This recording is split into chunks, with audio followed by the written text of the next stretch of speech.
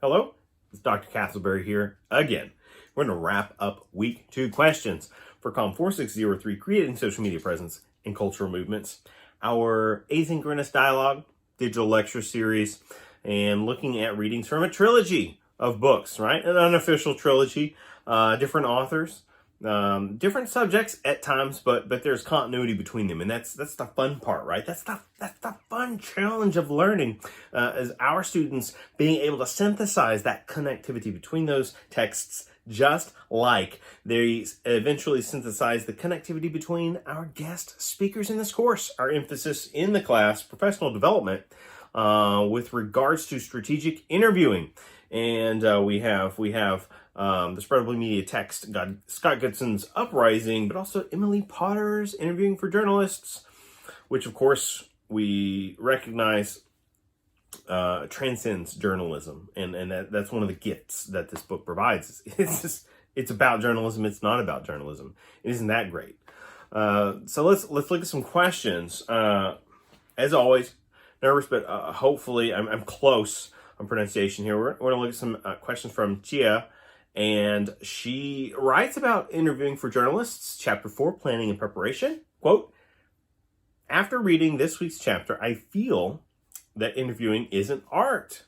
Astute observation. Will you send your interview questions to the interviewee in advance? Will this make the interviewee's response not exciting enough? Or will it add to the good things in the interview? End quote. Page 54. This is where our working procedure is in line. It's in conversation with Lee Potter's recommendations here. As a journalist, you have certain obligations with your sources. And part of making them comfortable and fulfilling that professional end of things would be to send those questions in advance. Also, let's remember, gotcha news is really a thing of the past. Everything, especially in this media age we live in, everything is strategically organized, right? Everything is plotted out. It's anomalies to kind of catch people in something. That's an anomaly. It's a myth. It's a modern media myth that journalists are out there, regularly ready to catch people. So much more of what we see on screens, digital screens, whether they're big screens or little screens, is strategically prepared and arranged for us. Our involvement in these should be no less. And in fact, the more transparent we are, then the more ethical our practices are. And so for the cynics out there that love conspiracy theories and say, oh, all of media is prearranged, so it's untrue. Well, no, it's organized. Like, since when did organization become such a bad thing? I thought it was one of the leading qualities in corporate candidacy, right? Organization, good organizational skills. Journalists, even if they have messy, chaotic lifestyles and working patterns, they should still be organized in the right kinds of ways. It enhances the interview. And you know what? Look what we saw with our week 3 interviewee. They chose, right? Our guests chose not to look at the questions in advance because their personal preference was to handle those questions live in an impromptu setting. Well, guess what? The week 3 guest was a graduate of improv school. So they love thinking on their feet. They love the challenge of not knowing those questions in advance. But we gave them benefit of the doubt by sharing them in advance, which other interview guests need, want, desire, right? It's an ethical practice. Great question. If the interviewee didn't answer what you asked, how would you solve it? If they always wanted to bypass your question, how would you guide them back to your question? Page 64 to 67. Great case. I mean, watch the, what do you call them? Presidential press conferences. People, these reporters throw questions at the president all the time. The POTUS, right? President of the United States of America. And he'll answer what he likes, and he dodges what he doesn't like, right? And let's be fair in saying, oh, he has every right.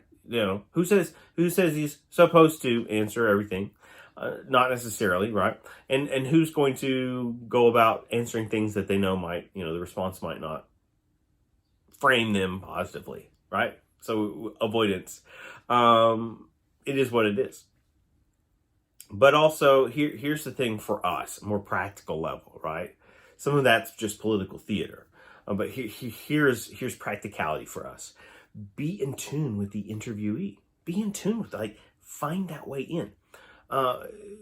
Be all the way connected with them. This is the danger of maybe like scribbling notes too much during the interview, is maybe you're losing some nonverbals that they're sending you. And this is back to, if you can record it. And of course, let them know in advance, but be in tune with the interview. Gauge whether it's appropriate, right? Or whether it's a dead end, to circle back to those questions you're interested in. If they're indicating that that's a closed door, they don't want to go there, then find the healthier place to take the conversation. And there's nothing wrong with it. There's nothing unethical about that. We're not in a court of law here, right? You're not a prosecutor. You're an interviewer. Chapter 5, the interview itself. When you give an interview to a person, how would you make sure that your questions do not offend the interview? Fair question. Page 81. This is something we're learning, right? This is part of what this class is about. It's so realistic. It can, but remember this, it can all be in how we word things and how we carefully approach certain topics. Sometimes I've been blunt with the class in general, in direct commentary. But you know what? That's a weakness for me normally with student feedback. I hear from students, be more direct, right? Just give it to me straight. And so a class like this, when we have very quick turnaround, that puts a lot of demands on us, the students and the instructor. It's essential that we give blunt, direct feedback. Because we're trying to enhance, we're putting together a product, right? This is a collective exercise. Don't kid yourself. You may be writing individual questions every single week. You're part of a group project, right? We're accomplishing that. Add that to your CV. But recognize how we word things matters, and we want to be extra careful in our approach to asking questions. This brings to mind questions. I think some of the earliest instances is we're feeling this process out. And I totally get that. I get that from that instructor level. I get that from the level of someone that interviews people, that engages in that kind of communication, that has interviewed for many jobs, right? And that has, that regularly reads lots of interviews. I'm all about interviewing, right? But this idea of how we word things matters immensely. And the wording, how we're communicating, what we're communicating matters.